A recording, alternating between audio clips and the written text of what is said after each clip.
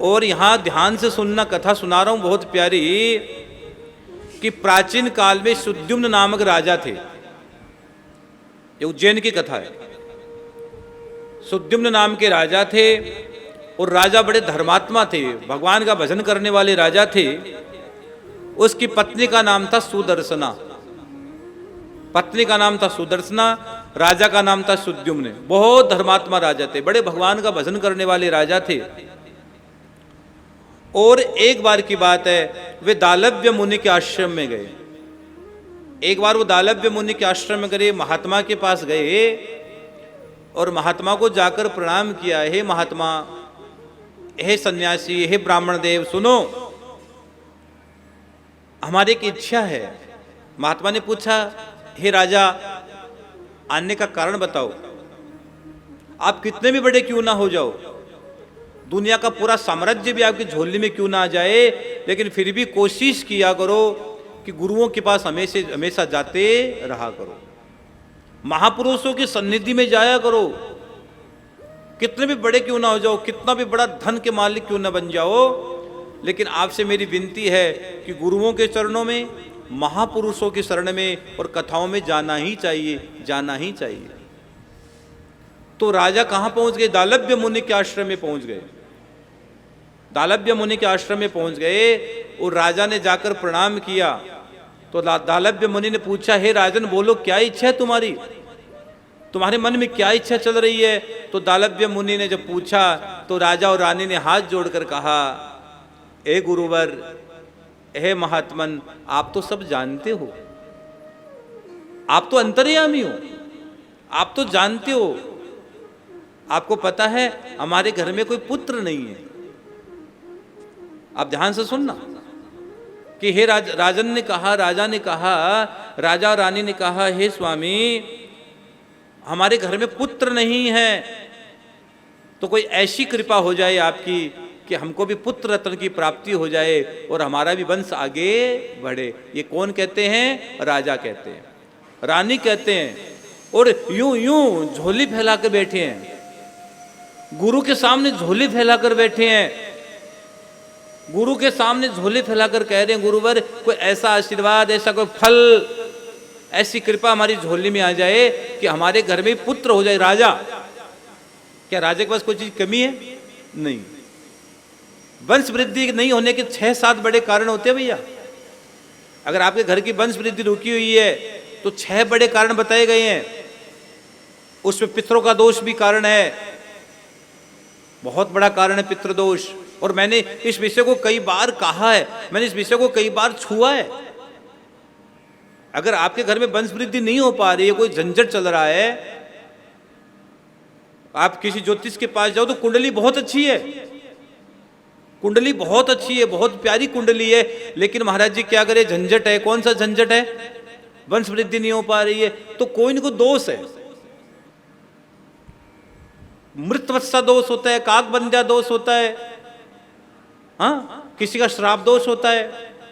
अगर किसी ने श्राप दे दिया है तो यहां सब चीज झंझट खत्म, फिर कुछ नहीं हो सकता। हाँ, किसी के बच्चे पेट में ही खत्म हो जाते हैं, किसी के आते ही खत्म हो जाते हैं, कई केवल पुत्री होती है, इसका कुछ नहीं होता। तो जीवन में बहुत से झंझट है। तो आपसे मेरी विनती, अगर आपके घर में किसी भी प्रकार का ये वो चल रहा हो तो शास्त्रों की शरण में आइए, गुरुओं की शरण में आइए, गुरु आपको समस्या का समाधान देते हैं। तो राजा रानी हाथ जोड़ के खड़े हैं कि हमारे पुत्र नहीं हो रहा है, हमारा वंश नहीं बढ़ रहा है, क्या करें महाराज? तो दालव्य मुनि क्या कहते हैं? मुनि कहते हैं, क्या कहते हैं कि बोले, बेटी सुनो, हे राजा सुनो, एक काम करो, लोक सृष्टि, भगवान ब्रह्मा जी ने तुम्हारे लिए एक पुत्र की कल्पना कर रखी है, तुम्हारे लिए एक पुत्र तुम्हें मिलेगा, एक पुत्र तुम्हारे होगा, लेकिन उस पुत्र की प्राप्ति के लिए तुम्हें भगवान शिव की आराधना करनी पड़ेगी। तुम्हें एक पुत्र प्राप्त हो जाएगा, लेकिन उस पुत्र प्राप्ति के लिए तुमको कहां जाना पड़ेगा? तुमको यहां शिव की पूजन करना पड़ेगा। तुम्हारे पतिदेव, वो सुदर्शना से कहते दालव्य मुनि, तुम्हारे पतिदेव भगवान शिव की आराधना करके उनके प्रसाद से अवंतीपुरी में जब चारों समुद्रों को स्वतः ले आएंगे, 4 समुद्रों को जब लेकर आ जाएंगे, तब उनमें राजा के स्नान करने से तुम्हें पुत्र प्राप्त हो जाएगा। अगर राजा उस समय तप करेंगे, भगवान शिव के तप प्रसन्न होकर 4 समुद्र या उज्जैन में आएंगे, और 4 समुद्रों के जल से जब राजा और रानी स्नान कर लेंगे तुम लोग, तो तुम्हें पुत्र रत्न की प्राप्ति हो जाएगी। लेकिन इसके लिए क्या करना पड़ेगा? भजन करना पड़ेगा, सत्कर्म करना पड़ेगा और तप करना पड़ेगा। क्या कहा? ध्यान से सुनो, 4 समुद्रों के जल में स्नान करना है और तुम्हें पुत्र रत्न की प्राप्ति हो जाएगी। और जाओ, मैं भी कह रहा हूं और आप से भी कह रहा हूं कि भगवान शिव की आराधना करो, तुम्हारा पति को मनाओ, बार बार प्रेरणा करो कि राजा है ये। बड़ा आदमी पूजा में बहुत लेट आता है, बड़ा आदमी पूजा में बहुत लेट आता है कि झंझट ज्यादा होते हैं ना, तभी तो बड़ा आदमी, तभी तो झंझट है। तो बड़ा आदमी पूजा में बहुत लेट आता है, बहुत लेट आता है। कई आदमी तो ईगो टकरा जाता है, मैं क्यों पूजा करूं, मैं तो किसी से करवा लूंगा। कई आदमी का मन में ईगो टकराता है, अरे मैं बहुत बड़ा आदमी, मैं पूजा नहीं कराऊंगा, मैं किसी से करवा लूंगा। और मैंने कथा में 2 बार हमेशा बोला है कि माँ बाप की सेवा और भगवान की सेवा अपने हाथ से करनी। आप कितने भी बड़े क्यों ना हो जाओ, कितना भी धन आपके पास क्यों ना जाओ, दुनिया की अकूत संपत्ति आपके पास आ जाए, फिर भी गोविंद की सेवा और माँ बाप की सेवा अपने हाथ से करना। और माताओं से एक बात कहूँ, माताएं अगर बीमार है घर में, तो कम से कम जो भोग का भाव है माताओं को लेना चाहिए। भगे आपके घर में नौकर है, बहुत से नौकर चाकर घर में रहते हैं, लेकिन भोग का जो प्रसाद बने वो माताओं को बनाना चाहिए। बहुत पैसे वाले हो, कोई बात नहीं है, भोग का प्रसाद, ठाकुर का भोग अपने हाथ से बनाओ, निश्चित बनाओ।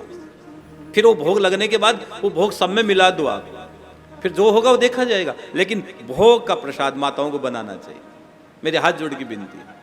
पर एक लगे हाथ मेरी विनती हो रहा है कि आजकल कल्चर चल पड़ा, एक बहुत बड़ा विचित्र कल्चर चल पड़ा कि रसोई में माताएं जूतियां लेकर चली जाती हैं, ये पैरों में, कि महाराज ये अंदर, अरे नहीं रहे यार। कई लोग तो अंदर तक जा रही है जूतियां, चंपल अंदर तक जा रही है, ना गलत बात। और कई माताएं जब भोजन बनाती है तो अपने केस को खुला रखती है, ना मत रखना, बाल को खुला मत रखना, इस बुग्गे को बांध के रखना। बुग्गा, हम लोग राजस्थान में बुग्गा चोटी जो भी आप बोलते हो, इसको बांध के रखना। एक बाल गिर गया तो यार जीवन नरक हो जाएगा, भगवान को भोग नहीं लगेगा। अगर थाली में, भोजन की थाली में बाल आ जाए वो भोजन त्याज्य बताया गया है। अगर वो भोजन को कोई लांग जाए उस भोजन को कभी मत करना, जिस भोजन को ठोकर लगा दे वो भोजन भी मत करना कभी। और पति पत्नी को भी एक साथ भोजन नहीं करना चाहिए। पति पत्नी के एक साथ भोजन करते हैं तो शराब के समान भोजन बताया गया है, इसलिए कभी मत करना। आप सोचोगे प्रेम बढ़ेगा, प्रेम बढ़ेगा नहीं। प्रेम, कई लोग स्टेटस संभाले हम पति, अरे प्रेम नहीं बढ़ता है। प्रेम तो तब बढ़ेगा कि पति भोजन कर ले, उसके बाद थाली में भोजन करे, तब प्रेम बढ़ेगा। हाँ? और ये मैं नहीं कह रहा हूं, अग्नि पुराण में लिखा है। भीष्म पितामह ने अर्जुन को ये बात को बताया है। पितामह से अर्जुन ने पूछा कि प्रभु भोजन का नियम बताओ, तब पितामह ने भोजन का नियम बताया है कि आपको ऐसे ऐसे भोजन करना चाहिए जिसको ठोकर लगा दे कोई। और एक और बताऊं, आप भोजन करते हो ना, डायरेक्ट भोजन पर नजर किसी की नहीं जानी चाहिए। भजन और भोजन पर्दे का विषय बाबू जी, भोजन और भजन पर्दे का विषय है। और अगर आपके घर में मंदिर बना है तो मंदिर भी बाहर से कोई व्यक्ति आए तो डायरेक्ट मंदिर पर भी उसकी नजर नहीं गिरनी चाहिए। पता है, अरे कैसे कैसे लोग आते हैं, कहाँ कहाँ से लोग आते हैं। और घर की सबसे ज्यादा कोई एनर्जी घर में है तो आपके मंदिर से आपको मिलती है। घर की सबसे ज्यादा एनर्जी आपको मंदिर से मिलती है, इसलिए मंदिर को एकदम सावधान रहो, एकदम सचेत रहो, सावधान रहो मंदिर के लिए। बाहर से कोई व्यक्ति अचानक आ जाए तो मंदिर पर नजर नहीं गिरनी चाहिए। और तुम भोजन करने बैठो तो तुम्हारे भोजन पर डायरेक्ट नजर नहीं गिरनी चाहिए। भले ही आप पैसे वाले हो, कर लो भोजन, वो अलग बात है, लेकिन सच सच है, सच तो सच ही रहेगा। अपने मारवाड़ी में कहावत है कि सांस ने कोई आंच नहीं, सांस ने का ही आंच है, सांस ने कोई आंच नहीं भाई। तो पति पत्नी को भोजन एक साथ नहीं करना चाहिए, हाँ, लेकिन बाप और बेटी भोजन करे तो उस बाप की कभी अकाल मृत्यु नहीं होती। अगर किसी को कोई कह दे कि तेरी उम्र कम है, उस बाप को कह दिया जाए कि तेरी उम्र कम है, तो बेटी का भाव भोजन के साथ प्राप्त करो, आप उस बाप की अकाल मृत्यु टल जाती है, यहां तक लिखा है। और एक लगे हाथ और कह दूं, कहना तो नहीं चाहिए, माता ही नाराज हो जाएगी मेरे से, मेरी माताओं से तो मैं आपका बेटा हूं, मेरी माता ही नाराज हो जाएगी, नहीं कहूंगा, नहीं कहूंगा। आप नाराज हो जाओगे तो मैं कैसे मनाऊंगा आपको? रूठ जाओगे तो मुझे मनाना ही नहीं आता है, नहीं होंगे, है ना? बेटा हूं, हो सकता है अगर गलत बोल दूं तो एक चांटा लगा देना, लेकिन रूठ मत जाना है, मुझे धकाल देना, मुझे कह देना तूने गलत बोला मनुश्री, लेकिन सच कहूंगा, बोलूंगा तो सच बोलूंगा, या तो बुलवाओ ही मत, बोल दूं तो कह देना। दिन में मत सोना, दिन में माताओं को नहीं सोना चाहिए। महाराज जी तो झंझट कर दिया, दिन में माताओं को नहीं सोना चाहिए। कोई बीमार हो तो अलग बात है, दिन में माताओं को नहीं सोना चाहिए। क्यों नहीं सोना चाहिए? जिस घर में दिन में माताएं ज्यादा सोती है वहां अकाल मृत्यु का भय बनता है, इसलिए ज्यादा मत सोना। कभी कभी मन करे 2-5 मिनट अंगड़ाई ले ली, अलग बात, लेकिन ज्यादा मत सोना, सारे दिन सोते ही रहते। अरे कई लोग तो सोते सोते, ये जो बेड परेशान होता है, बेड बोलता निकल तू जा यार, बेड बोलता है, चारपाई बोलती है, गद्दे बोलते हैं, भगवान मेरी जान निकाल दी। गद्दे पर बैठे बैठे गद्दे की गद्दा बेचारा यूं, और गद्दा सब जगह सही, लेकिन वो एक जगह गद्दा यूं चिपक जाता है। ब्रांडेड गद्दे लाओगे वो भी यूं उछल रहे हैं, बहुत तकलीफ आ रहे हैं गद्दे भी। गद्दे कहते हे देवी माँ, हे देवता खड़ा हो जा, घूम के आ जा, घूंघट गार्डन में कथा चल रही है। हे देव, क्यों सोता सोता समय खराब कर रहा है? जहां घूंघट गार्डन में कथा चल रही है, वो खाटू से तेरा बेटा मनुश्री आया हुआ है, सुन ले। वो रतनगढ़ वाला मनुश्री आया हुआ है, कथा चल रही है घूंघट गार्डन में। यूं ने तो घूंघट निकाल के तो यूं चली जा घूंघट की तो बात, घूंघट गार्डन में जाओ तो घूंघट तो निकल ही जाएगा। तो कथा सुन जा ना, कथा नहीं सुनूंगी, मैं सोऊंगी, सुन ले, सो। दिन में नहीं सोना चाहिए, बहुत कम सोना चाहिए। एक बात बताऊं, जहां भजन होता है वहां नींद कहां है? राजस्थान के संत ने गाया है, कोई ले तो निंद्रा बेच दे, यह कड़ी तब काय की राजस्थान। कोई राजस्थान के संत ने गाया है, कोई ले तो निंद्रा बेच दो। हाँ, ये भाव राजस्थान के संतों। अगर नींद भी बेच दो और भजन मिल जाए तो सौदा बहुत सस्ता है। और भजन करने वाले लोगों को नींद आती कहां है यार? नींद नहीं आती भजन में, नींद तो भोजन में आती है। नींद में कहां भजन है? नहीं आती। तो दिन में मत सोया करो, सीधी सी बात है। घूंघट गार्डन में कथा सुना करो, आके 10 से 1 कथा सुनो। 1 बजे बाद घर जाओगे तो 2:30-3 तो बज जाएंगे। फिर आपको 4 बजे क्या होता है? 4 बजे बताओ क्या, कौन सा टाइम है 4 बजे? अबे मैं उस आदमी की खोज कर रहा हूं जिसने 4 बजे चाय का टाइम बनाया है। बस बहू मैं 4 बजे चाय, अरे यार 4 बजे का क्या नियम है? 3 बजे पी ले ना, 4 ही बजे पीऊंगी। अब 4 बजे वाला टाइम किस आदमी ने फिक्स किया, ये समझ में मेरे को आज तक नहीं आया। बहू मैं 4 बजे उठूंगी, 4 बजे चाय चाहिए, 4:15 बजे। कई घरों में तो केवल 4 बजे चाय नहीं मिले लड़ाई स्टार्ट हो जाती है। अरे 4:15 बजे मिल जाए क्या है ना, 4 ही चाहिए। ये सुई 4 पर आए और मुझे चाय चाहिए, झंझट है ये भाई। कथा कहती जब बोध हवा विरोध नहीं, जब विरोध हवा बोध नहीं। जिसने जान लिया यार ये शरीर, ये खलु साधन, ये शरीर में कुछ नहीं है ये, लेकिन नहीं चाय चाहिए 4 बजे, पी ले अमृत पी ले, पी अमृत। 4 बजे चाय का टाइम नहीं, 4 बजे कोई पीना हो तो एक कड़ी गा रहा हूं, सुन लो, वो पीना। कोई पियो रे पियाला राम रस का, ये पियो। कोई पियो रे पियाला राम रस का, राम रस का हो प्याला हरि रस का, राम रस का हो प्याला हरि रस का, कोई पियो रे पियाला राम ये पीना है। ये चाय छोड़ो, और चाय वैसे भी नहीं पीनी चाहिए। चाय में निकोटीन होना मत पिया करो। महाराज जी आप चाय पीते हो, मैं नहीं पीता हूँ। मैं चाय नहीं पीता हूँ। अब मैं चाय किस लिए नहीं पीता हूँ पता है? मैं कहीं भी जाऊँ अगर चाय पीऊँगा तो मुझे इतनी सी चाय पिलाई जाएगी कि लो महाराज जी चाय, मैं इतनी सी चाय पी लूँगा।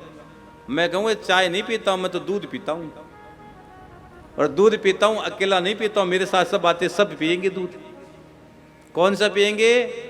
देसी गाय वाला दूध जो आप लोग के लेके आ रहे हो, देसी गाय वाला दूध चकाचक पीऊँगा। अब पिला दे सबको, महाराज जी देसी गाय नहीं है, वो नहीं है, झंझट है, तो काई भी। तो इसीलिए भैया या तो संतों को बुलाना मत घर में, या तो महापुरुषों को बुलाना मत, बुलाओ तो उनकी पूरी सेवा का भाव जरूर लेना, जरूर लेना, जरूर लेना। हाँ, तो चाय का चक्कर छोड़ो, हरि का रस पियो। बहुत चाय पी ली, चाय पी पी कर थोड़ी देर डॉक्टर कहे कि चाय छोड़ दे, ये चाय तूने ज्यादा पी, झंझट चाय नहीं कर दिया बेचारी ने। चाय कम, चाय कम, बहुत कम चाय पियो। तो दिन में नहीं सोना चाहिए, और स्वच्छता का ध्यान रखना चाहिए।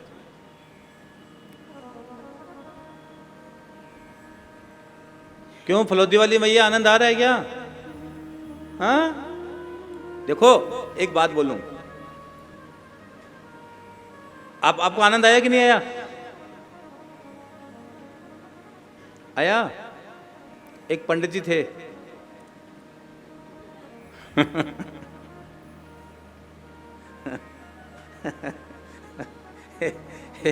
एक पंडित जी थे। कौन थे बोलो? एक पंडित जी थे। कितने पंडित जी थे? एक पंडित जी थे। वो पंडित जी किसी यजमान के घर पूजा करवाने गए। क्या करवाने गए? जोर से बोलो।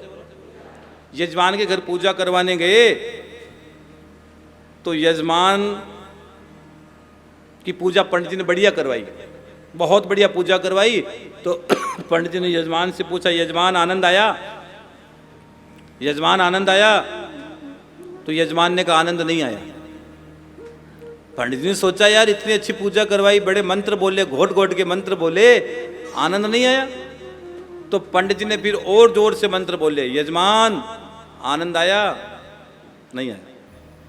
पंडित जी ने और घोटे मंत्र खीर पी के, मालपुआ खा कि पंडित यजमान रुको पहले खा लूं थोड़ा सा। मालपुआ खाया, खीर खाई, फिर मंत्र घोटे। और लेकिन फिर भी भाई साहब अब तो यजमान आनंद आया होगा कि नहीं आया? पंडित जी अपनी दक्षिणा देते घर आ जाते हैं। दूसरे दिन सुबह सुबह यजमान का फोन आता है, पंडित जी मेरा बेटा आनंद अब आया है। अब पंडित जी कह रहे हैं अरे भाई पूजा में आनंद आया, वो सोच रहे पंडित जी कह रहे हैं उसके बेटे का नाम आनंद था। तो पंडित जी सोच रहे हैं कि उसके बेटे, मेरे बेटे के बारे में पूछ रहे हैं कि आनंद आया कि आया कि नहीं। अरे काय का आनंद है? अब यही स्थिति हमारी होती है, कथा में बैठे तो लेकिन मेरा मन यहाँ नहीं होता है, तो फिर कथा चूक जाती है। आनंद आया? आप तो बोल देना आया। हाँ बोल देना। अगर नहीं आएगा मतलब आप बेटे के पास बैठे हो, पोते के पास बैठे हो, घर में बैठे हो, चार दीवारी में बैठे हो, और आनंद आया परमानंद माधवम, आनंद आया तो गोविंद है आपके पास, सच्चिदानंद रूपाय। भागवत का पहला श्लोक है, भागवत का पहला श्लोक है, सच्चिदानंद रूपाय विश्वोत्पत्त्यादि हेतवे तापत्रय विनाशाय श्री कृष्णाय वयं नमः। आनंद जय श्री श्याम। आप सभी श्याम प्रेमियों से नम्र निवेदन है कि पूज्य महाराज श्री जी का यूट्यूब चैनल मनुश्री जी महाराज रतनगढ़ वाले को सर्च करें, सब्सक्राइब करें, शेयर करें, बेल आइकन दबाएं ताकि महाराज श्री जी की वाणी जन जन तक पहुँचे और सभी को उसका लाभ प्राप्त हो। जय श्री श्याम।